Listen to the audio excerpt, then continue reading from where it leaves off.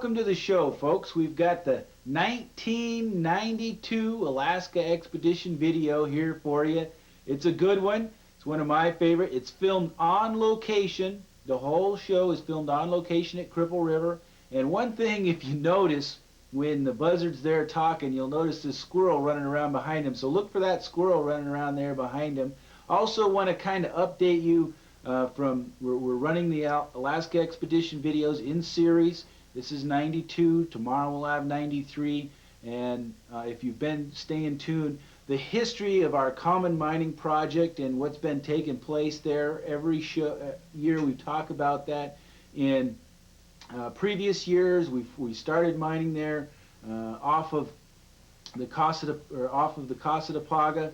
We moved our mining operation because of the problems that we discussed in earlier shows to the Cripple River mining camp, across the river from the Cripple mining camp. We mined in that area for 2 years. We used a large suction dredge in that area. We found better ground up on Mystery Creek. We moved into Mystery Creek. We got a lot of gold off of Mystery Creek. This was the year that we moved into Mystery Creek in 1983. That was an exceptional year for gold. 1994, we moved up to an area called Stella Creek, and we've got a lot of gold out of Stella Creek last year. It improved our gold take, and this year we're looking to do even better. It's shaping up to be the best trip ever for gold this coming up season, and we'd like to invite you to come along. Like to have you enjoy this 1992 Alaska promotional video. It's a good one, folks, so here it is.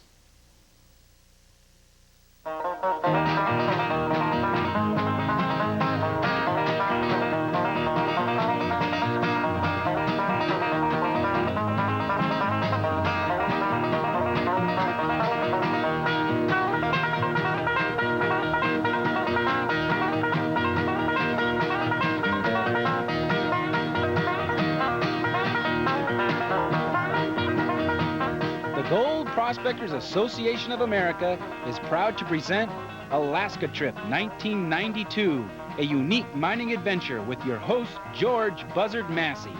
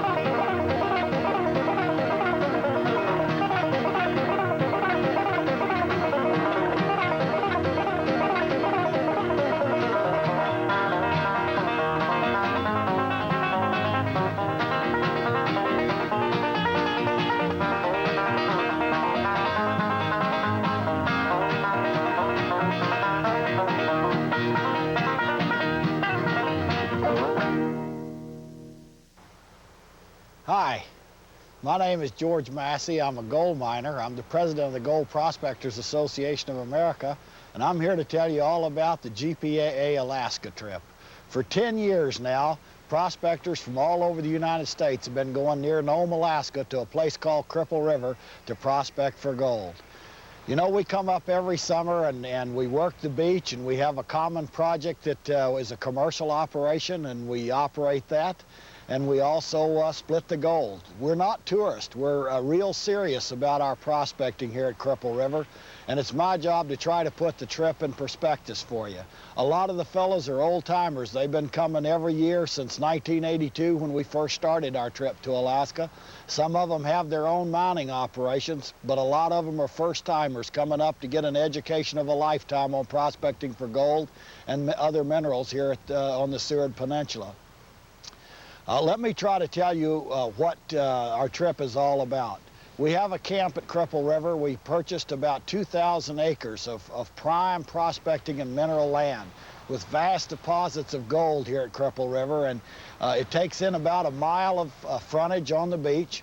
And of course, this is the old Nome gold beach. This is where gold was found in 1900 and where miners came for years and where they still come and work the beach. The average miner comes up today and works the beach, and you can do pretty good on the beach. We have all the equipment here at Cripple River. We have all of the experience and expertise for a guy to take a fellow with no experience at all and put him on the beach and fix him in a position to where he can get a ½ ounce to an ounce of gold pretty much every day. And the gold is real consistent on the beach. But let me tell you something about the beach. It was called the poor man's diggings. And it never, as far as I know, has made anybody wealthy working the beach. There are richer deposits than others, and some guys get into rich deposits and maybe take home 30, 40 ounces of gold in a 2 or 3 week season. Most of the time that doesn't happen. The guys will come up and they'll work, or the ladies, they'll work a couple of weeks on the beach and they'll get a good quantity of gold. The fellows that get the most follow the instructions of Dick Case and other fellows that have been Henry and those guys that have been coming to the beach for many years. And basically what they tell them is all the same thing. Come and work the beach, run your sluice box, shovel your material through the sluice, and concentrate down the gold, and then take the concentrates home with you where that you've got more time to work them, because working that fine flour gold on the beach can be a real experience in itself. And if you can pan gold here, and we teach you how to do that. I got a little squirrel over here, a lot of game running around Cripple River, and so if you can do that, then you can take those concentrates home, and that's the way you get the most. Then we have a common operation here where that we run larger equipment and we process a lot more material. This gives the guys all a chance to work on that. They all work half the time that they're here. The trip consists of 2 weeks. 1 week they work on the common operation and camp duties, and the other week they're on their own to work the beach or one of the outlying camps, upriver, whichever they would like, or maybe both. They can work the beach in 1 or 2 of the outlying camps at the Creosis or up at the Catchmark. But everybody's obligated to help out on the common operation because everybody gets an equal share. There's no holdbacks. The club, the GPAA, doesn't keep any of the gold. It's all split equally among everybody that's working on the project. So it's kind of it's not only does a guy get a really good education on large-scale mining and a hands-on, but he gets a full share of the gold. And it doesn't matter if we hit a pay streak, and there's some pay streaks available in here that anything could happen. We don't promise anybody any gold that comes on our trip, but nobody's ever been skunked in the 10 years. But when you're mining, a lot of things can happen. Equipment can break down, bad weather can set in, all kinds of things, but that only makes more enjoyment out of the mining because it's the thrill and it's the unknown. You know, a lot of people talk about tourist things, and they set up a trough and they'll charge $10 for you to pan.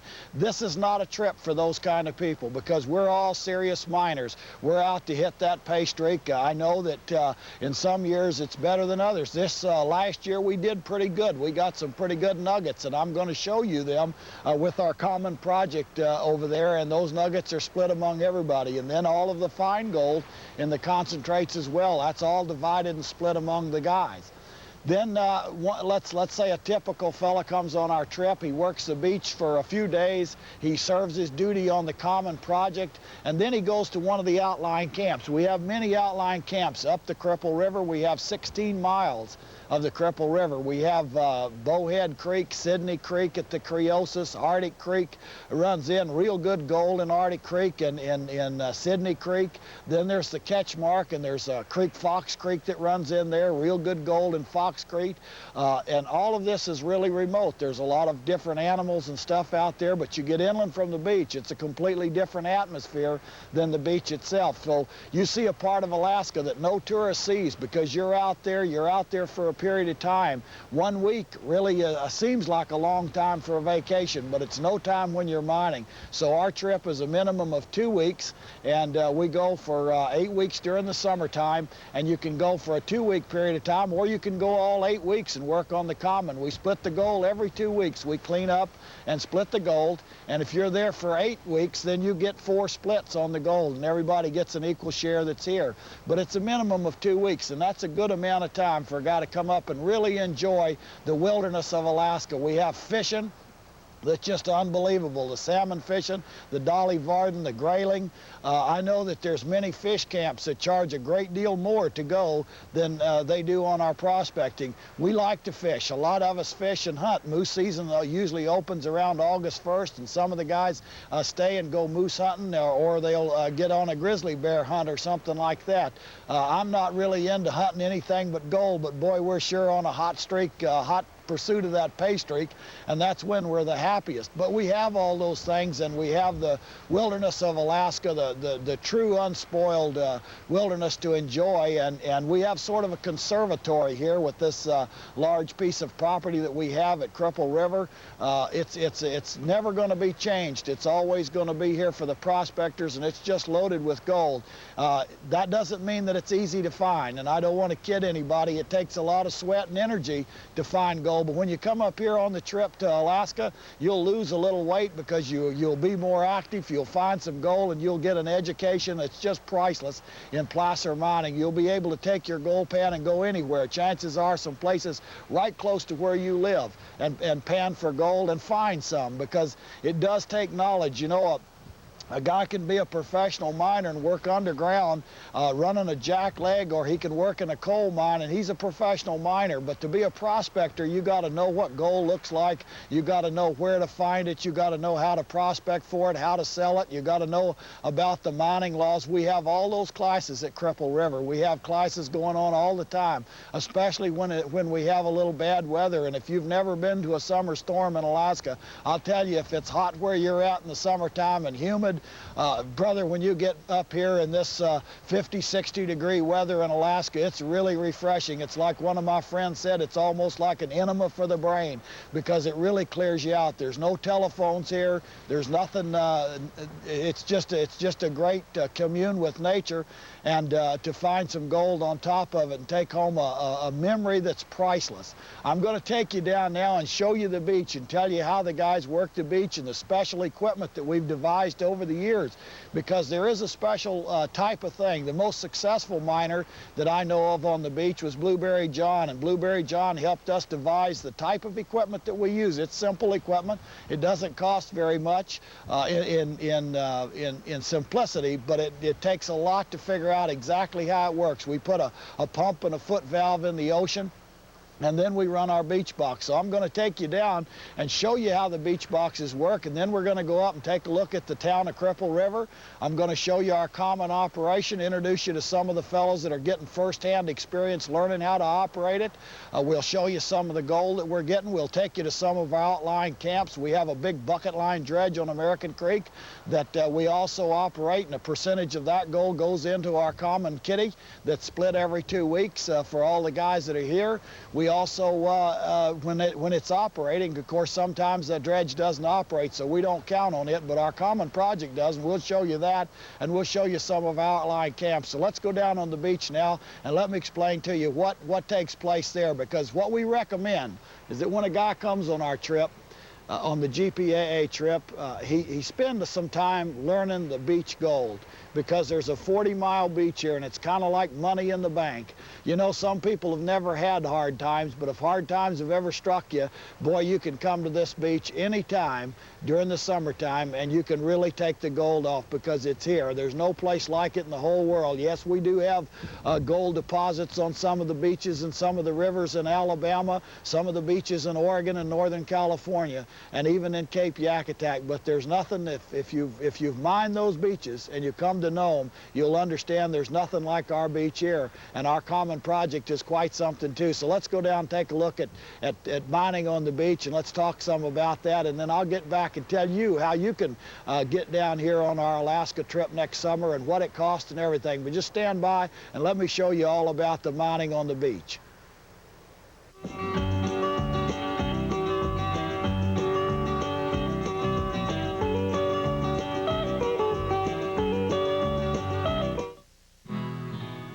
Here Here's your chance for a 3-day visit to any of our Lost Dutchman's Mining Association properties throughout the U.S. When you work at a job where you sort of work with your mind all the time, to come out and actually to get back to playing in the dirt like you did when you were a kid is wonderful. It's absolutely wonderful. Fellowship is great. The exercise is great. It's just really enjoyed a lot. These are beautiful places to pitch a tent or stay in your RV. Good gold and good friends in a safe environment. There's a lot of kids, a lot of family, no drinking, just good, wholesome fun. This offer does not apply to regularly scheduled outings. To receive a detailed brochure which will answer all your questions, give us a call.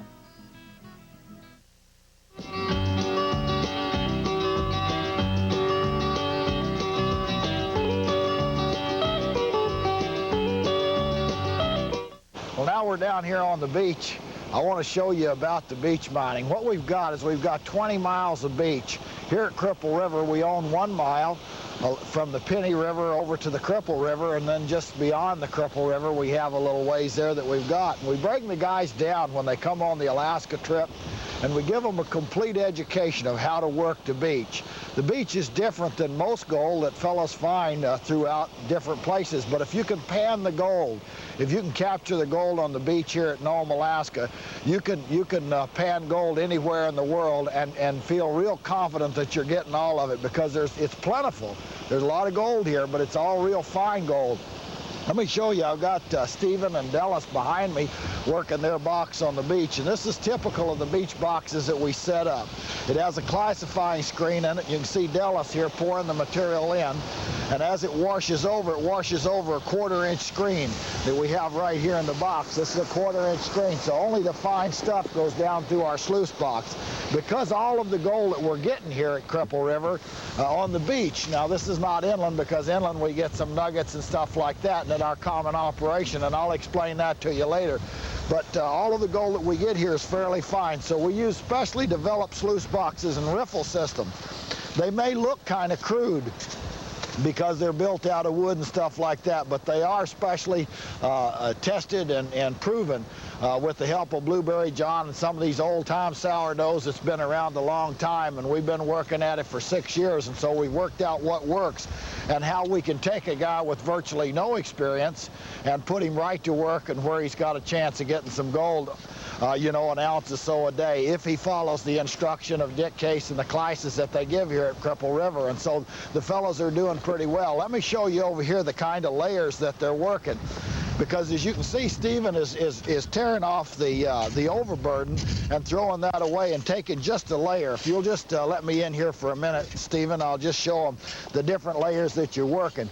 You can see the layer here. This is the black sand and ruby sand layer, and then you've got a layer in between. Then you've got another layer in between, and another layer. What we're doing here, and where the gold is, the winter storms each year pitch this stuff back in, and they bring it up off the ocean floor and they renew it, and it's almost as rich in areas like this as it was back in 1900 when the guys took 6 million ounces of gold off the beach. And you can see these layers here.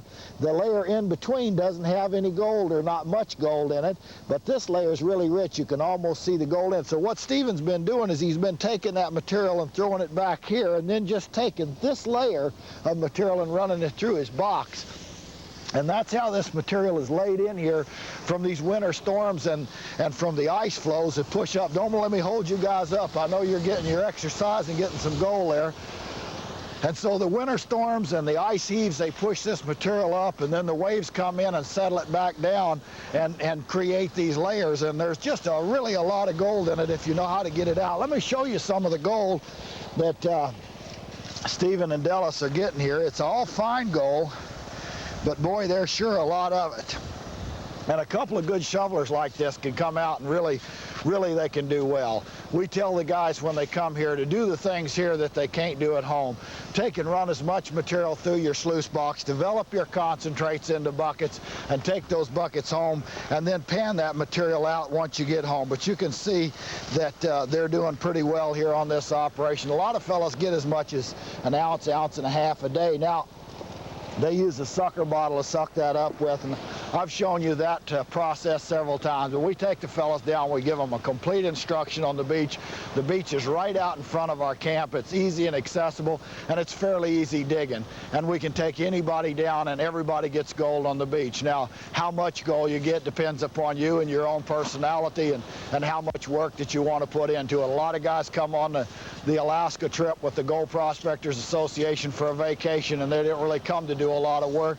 And some guys like Dallas and Stephen, they come to get all the gold they want. So, you know, we try to accommodate everybody on the trip, and then we have our common operation. But let's go up now and take a look at the town. I want to take you up and show you the accommodations, show you the chow hall and the saloon, and really give you a feel for the GPAA Alaska trip, because there's nothing like it anywhere in the world. Nobody's a tourist. These guys got their own small mining operation down here.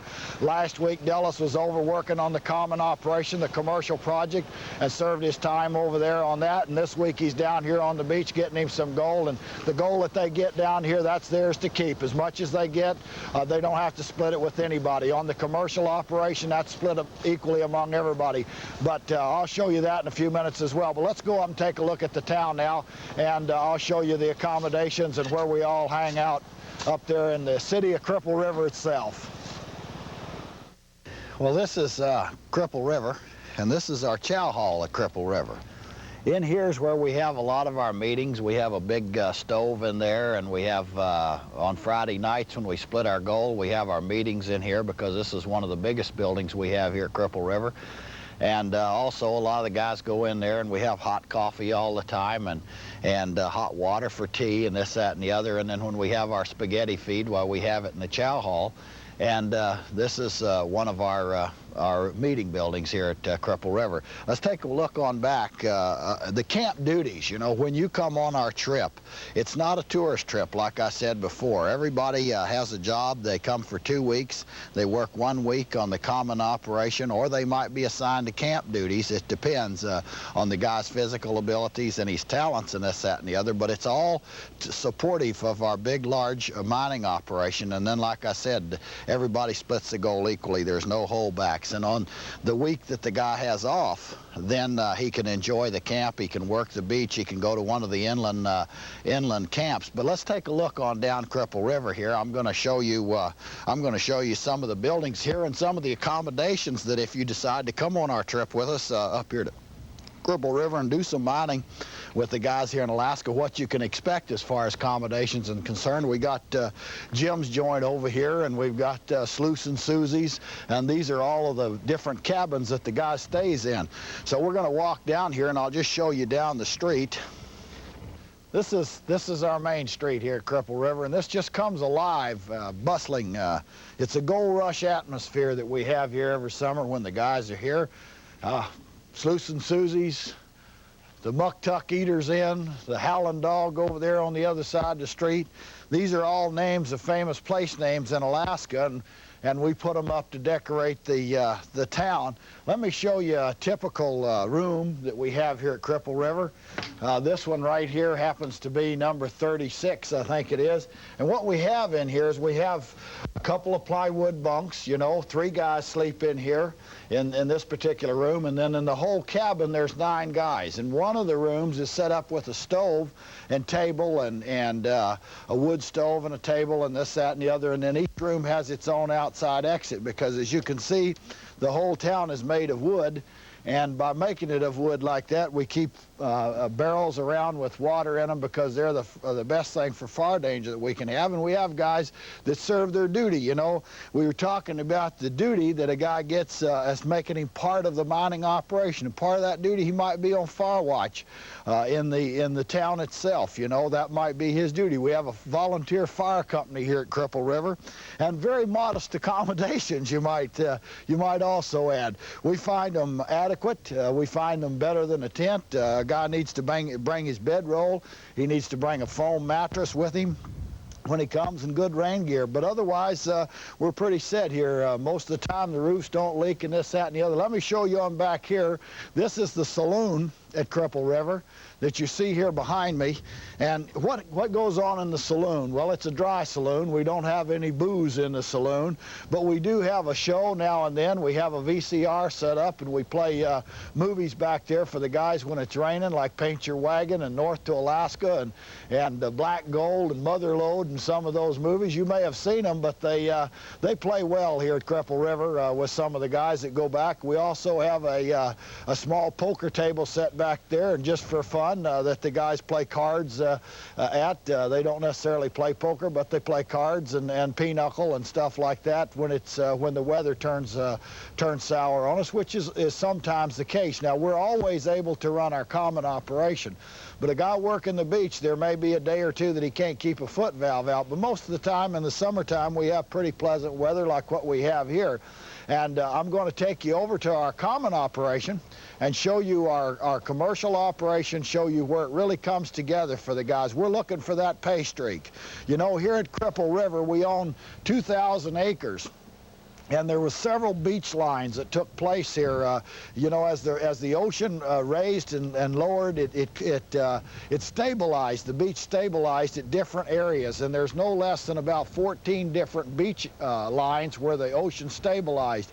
And if we can find one of those, like has been done before, it's almost solid gold. So we're in hot pursuit of that pay streak. Will we find it? We don't make any promises to anybody about any quantity of gold that you'll get here at Cripple River. Only that we're doing our best to find it, and some of us believe that we're gonna, and I'm one of them, and that's my job. We are getting a lot of gold from our operation this year, and I don't expect that to diminish any. As a matter of fact, I expect it to get better. But you could come on the Alaska trip and not get any gold. If our equipment breaks down, if the weather turns sad, maybe you don't like it's just like fishing, you know. Some guys will go down and throw a hook in the water and not find anything, and the next guy will find a lot.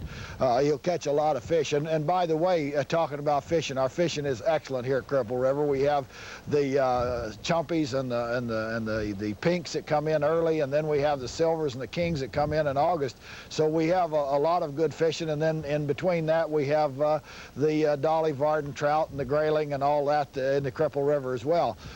So I'm going to take you, now that we've seen the town and you've seen a little bit about the accommodations here, we're going to go over to our common operation, our large commercial operation. I'll show you what's going on over there and the decisions that went in to mine where we're at and why we're doing what we're doing, and why so many of us are excited here about the potential of being on the Cripple River operation and our trip in 1992. And then I'll explain to you all about the price of the trip and everything like that as we go through it. So just bear with me. I'm taking you for a nice tour through our Cripple River operation in Alaska. Let's take a walk over now and take a look at the common operation. All right, this is our commercial or common operation. And if you look right up this way, I'll explain a little bit to you. What we do is we feed this with our loader, feed it into a big hopper that's up there. From the hopper, the guys slurry the material, and they slurry it down into a vibrating screen deck. Now, we could replace the two guys on top with a spray bar, but a spray bar won't do as good a job of slurrying the material as men will, and we want the guys to get as much experience as possible in working a real commercial gold mining operation here at Cripple River. So the guys, they slurry the material up there in the big hopper, and then it comes down into a screen deck. Over the screen deck, you see our spray bars, and that's that blue vibrating screen deck here. From there, the larger rocks are screened and washed off and come out this chute. And then the smaller stuff with the gold in it goes down over a series of sluice boxes. The sluice boxes were specially designed. They're 3 feet wide and there's 2 of them. So it gives us a full area of 6 feet wide on the sluice box. And then it's got specially designed riffles in it. The water from there, the wastewater, is carried down into our pre-settling pond. From our pre-settling pond, it goes into 2 other settling ponds, and then is pumped back into the operation. So it's a completely recirculating system. Environmentally, It's one of the soundest placer mining operations there is going, because we take nothing from the river, nor do we add it back to the river. The only thing we take from the river is clean makeup water when we first get started. But then it's totally recirculating and goes through our machine. And we pull the gold out. After we're done, we level off the tailing ponds, the tailing piles, and then we reseed the grass over the top of it. So when we get done here, you won't even be able to tell that the prospectors worked in here. What I want to do now is I want to take you up and show you where and why we're working in the area that we're working after I've given you a little synopsis of the operation. We're doing pretty good so far this year. This is 1991 season. We're looking to do better in 92 because we keep adding new equipment all the time and improving our operation as far as the amount of yards that it'll run. But right now we're doing about 20 yards an hour of material, and we think we can increase that to about 40 yards an hour for the 92 season. That should double our production in gold, providing that our sluice boxes will handle the additional material. Let's take a look up here where we're getting the material at, and I'll show you how that operation works. We had several old beach lines that run through here, and then the river cut down and reconcentrated the material. So the bench that we're working is incredibly rich back in here. The problem that we have with it is keeping it drained so that we can get down to the better layers of gold. We've been able to do that very successfully this year, and we're getting some really nice nuggets. When the fellas get done over here at the end of the day, they take and they wash the sluice boxes out into these specially designed trays that we have, and then we transport them over to the other side of the river at Cripple River, where we have our gold processing room, and that's when we make our final separation of processing the gold out of the concentrates from our sluice box. We do that with a vibrating table, and I'm going to take you over there and show you how that's worked. Once we get the gold all out, then we divide it up. And all these guys that you see over here are all serving their duty week, and we put them over here so they get the experience and the hand-on experience. Even our dozer operators are over here learning how to do the commercial type gold mining, and of course they all get a full share of it at the end of the 2-week stint that they put in here at Cripple River. They put in 1 week on the duty, and then the other week they're on their own. They're furnished equipment and fuel, gas, and everything like that they need. Even their shovels and their gold pans are furnished here at Cripple River, and all the gold they find they keep. But they get a full share off of the common operation for both weeks that they're here, even though they only work 1 week on it. So let's take a walk over and go back over to the other side of the river, and I'll show you where the concentrates are transported. But before we do that, let me just let you look around this way one time. The yellow truck that you see there, that's our equipment shed. That's where we keep all the tools, the oil and the fuel and everything for servicing our tractors. So we have one group of guys that work the sluice, and they trade off with another group every couple of hours to make our 8-hour shift.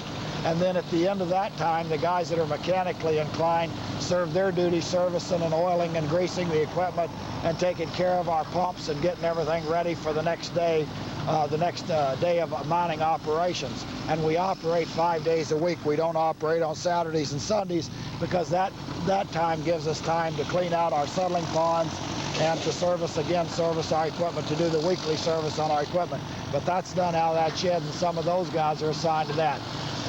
Once the concentrates are dumped out of our sluice box, we take them to the other side and we process them, and that's where we get to see the gold, other than the few pickers that the guys pick up when they're rolling out the mats over here on this side. So let's go over and I'll show you the gold room. That's the business end. That's where the gold comes out, and that's the real exciting part of our trip. All right, this is where we do our cleanup here at Cripple River. This is our gold room. It sits right out in front of camp, so all the guys can come over and poke their head in and take a look at where we process the gold.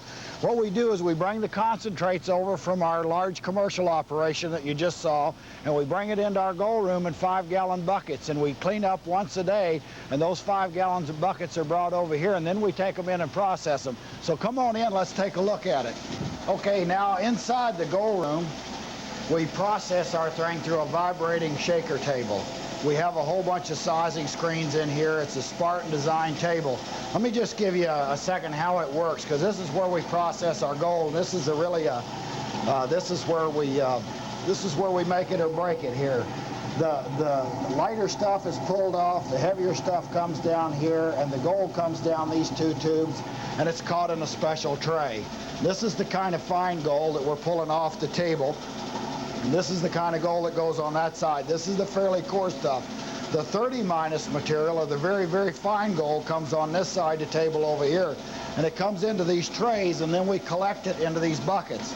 And this is black sand and gold, and it's about 50% gold. So what I have here is maybe 25 or 30 ounces of very fine gold mixed in with the black sand, and then we'll run it over the table the second or third time to bring it down to a clean product of gold. The nuggets come out over this nugget trap. Anything too large to go down and go through and separate on the table will be caught in our nugget trap. And here's some of the nuggets that we pick out. Let me show you them. This is the nuggets that we pick out here. The largest one that we found so far this week is 4.5 pennyweights. Now what we do with the nuggets is that we draw for them. We take the nuggets and we separate them out, and we try to, like if a guy gets a big nugget, then we try to give another guy an equal weight and smaller nuggets so everybody gets the same amount of gold. And then of course we divide the concentrates with all the fine gold in them too, so that the guys take home the concentrates. We also save the black sand, and we divide that because that assays out over $10,000 a ton in gold. And this is where we pull this all off, and then I take and I reintroduce the tailings back into the box and run them through the second time through the vibrating shaker table, and this gets it down to the clean gold that the guys take home with them at the end of the 2-week stint. Also, we draw for the nuggets, and we all get an equal share of the gold in the final product that comes off this table. Like I say, this gold processing room sits right out in front of Cripple River, and all the guys get a chance to come through and look at it and watch it work and watch the gold come off the table. They're all there when it's weighed up, so everybody knows that he's getting a fair shake on the gold out of the operation. And we're real serious about that. Let's go talk to some of the fellas around the mining camp, some of the guys that's on the trip this year, and what our potential is for 1992, and what we're looking forward to next summer, okay? So let's go talk to some of those guys.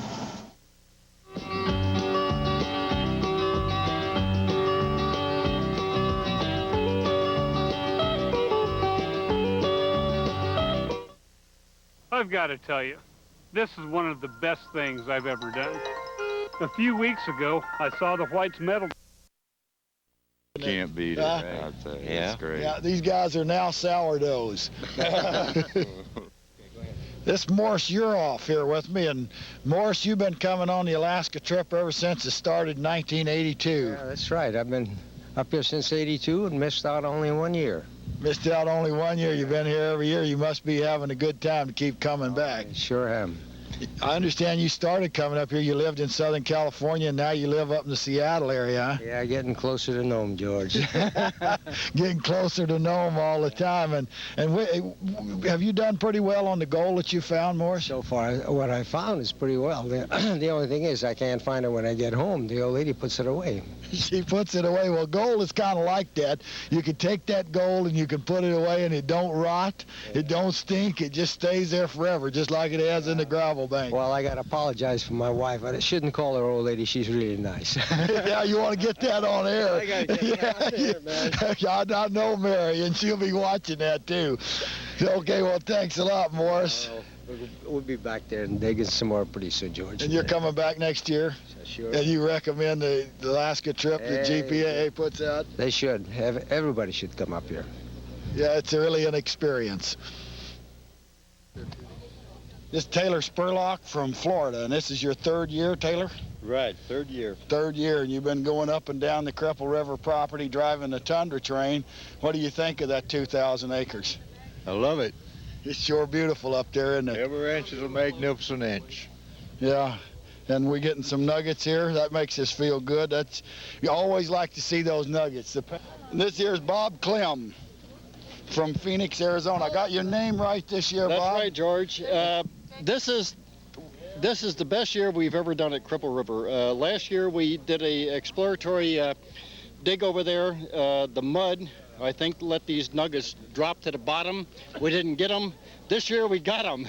Yeah, and the last 3 weeks we're going to get more of them, and next year it's going to be even better. We'll get a little deeper. You got it. There's enough there for everybody to get a couple of nuggets, I hope so. and I hope so. except for the guys that get the big ones, and then we got a whole bunch of nice concentrates to pass out. That's right, and I wish the best to everybody that worked over there on that common. I've had nothing but good guys over there working with me, and I guess you can't explain it in words.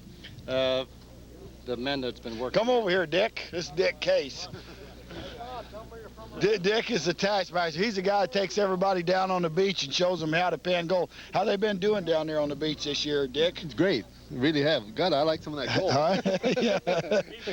The government grants book.